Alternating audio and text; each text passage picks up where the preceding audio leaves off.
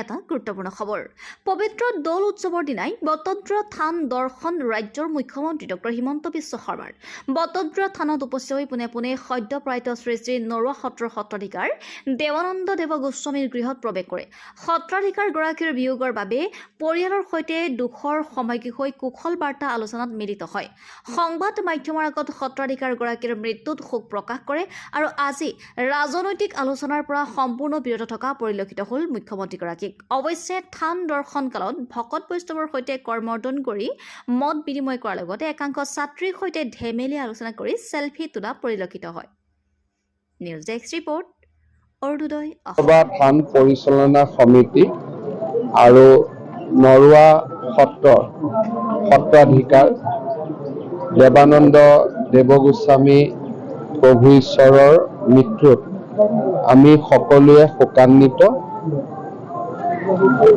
আজি তেখেতৰ মৃত্যুৰ বাতৰিয়ে সমগ্ৰ ৰাজ্যখনতে শোকৰ ছাঁ পেলাইছে, বৈষ্ণৱ সমাজক শোকান্বিত কৰি তুলিছে।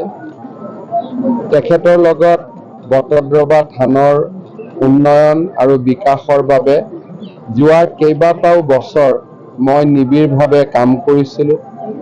বটদ্ৰৱা থানৰ উপৰিও পাটবাউসী সত্ৰৰো তেখেত সত্ৰাধিকাৰ আছিল, প্ৰায় 5খন সত্ৰৰ সত্ৰাধিকাৰ আছিল। তেখেতৰ কৰ্মৰাজি অসমৰ নৱবৈষ্ণৱ ধৰ্মৰ বাবে এক আদৰ্শ আছিলে। তেখেতৰ মৃত্যুত আমি সকলো শোকান্বিত। পৰিয়ালবৰ্গৰ ওচৰলৈ আহি শোকসন্তপ্ত পৰিয়ালবৰ্গলৈ সমবেদনা জনালোঁ আৰু বটদ্ৰৱা থান পৰিচালনা সমিতি আৰু নৰুৱা সত্ৰৰ ভক্তসকলৰ প্ৰতিও মই মোৰ শোক যিটো বাৰ্তা তাক মই প্ৰেৰণ কৰিলোঁ। সকলোৱে শোকান্বিত। কামনা কৰিছোঁ মহাপ্ৰভুৱে যাতে